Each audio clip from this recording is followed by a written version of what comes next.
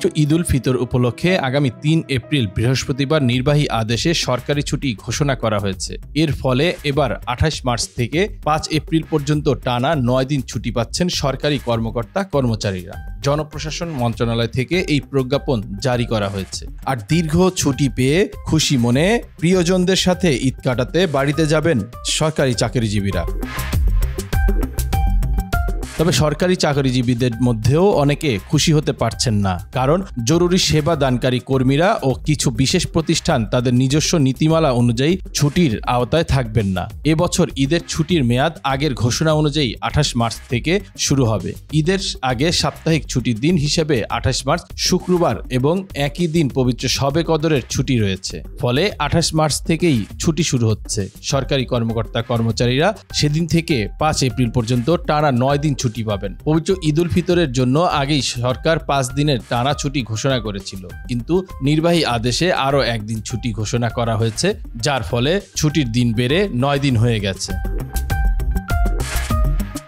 যারা ছুটির আওতার বাইরে, এই ছুটির আওতার বাইরে থাকবে জরুরি সেবাদানকারী সব প্রতিষ্ঠান ও কর্মীরা, যেমন বিদ্যুৎ, পানি, গ্যাস, জ্বালানি, ফায়ার সার্ভিসের কর্মীরা। এছাড়া বন্দরের কার্যক্রম, পরিচ্ছন্নতা কার্যক্রম পরিচালনা করা কর্মীরা, টেলিফোন, ইন্টারনেট, ডাক সেবা যারা দিয়ে থাকেন তারাও পাবেন না এই ছুটি। এছাড়া জরুরি সেবা এবং এ সংক্রান্ত যানবাহন ও কর্মীরাও পাবেন না এই ৯ দিনের ছুটি। এইসব সেবা চলমান রাখতে সংশ্লিষ্ট কর্মীরা ছুটির আওতায় আসবেন না এবং তারা তাদের কাজ চালিয়ে যাবেন। জনপ্রশাসন মন্ত্রণালয়ের উপসচিব মোহাম্মদ কামরুজ্জামান স্বাক্ষরিত প্রজ্ঞাপনে বলা হয়েছে, সরকারি, আধা সরকারি, স্বায়ত্তশাসিত, আধা স্বায়ত্তশাসিত এবং বেসরকারি অফিসগুলো বন্ধ থাকবে। এছাড়া যেসব অফিসের নিজস্ব আইনকানুন রয়েছে, যেমন বাংলাদেশ ব্যাংক, তাদের কর্মসূচি ও ছুটি সেসব প্রতিষ্ঠানের নিজস্ব নিয়ম অনুযায়ী চলবে। সরকারি কর্মকর্তা কর্মচারীরা এবার ব্যাপক ছুটি পাচ্ছেন।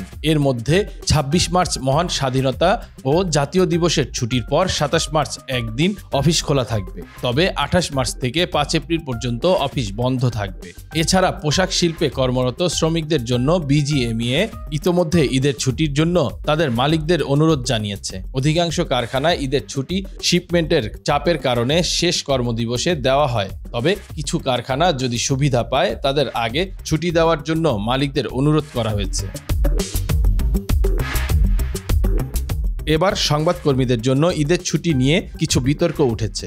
সুপ্রিম কোর্ট রিপোর্টার্স ফোরাম জানিয়েছে যে সংবাদকর্মীরা এবছর মাত্র ৩ দিনের ছুটি পাচ্ছেন, যা তাদের কাছে অবিচার মনে হচ্ছে। তারা দাবি করেছেন যে সরকারি কর্মকর্তা কর্মচারীদের মতো সংবাদকর্মীদেরও ঈদের ছুটি বাড়ানো উচিত এবং কমপক্ষে ৫ দিন ছুটি পাওয়ার দাবি জানিয়েছেন তারা।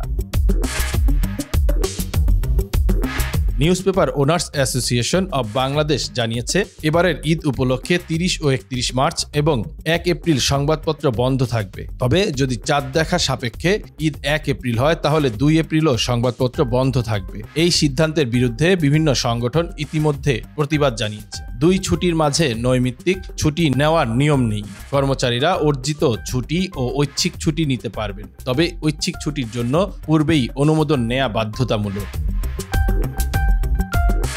বাংলা খবর ৫২ নিউজ ডেস্ক।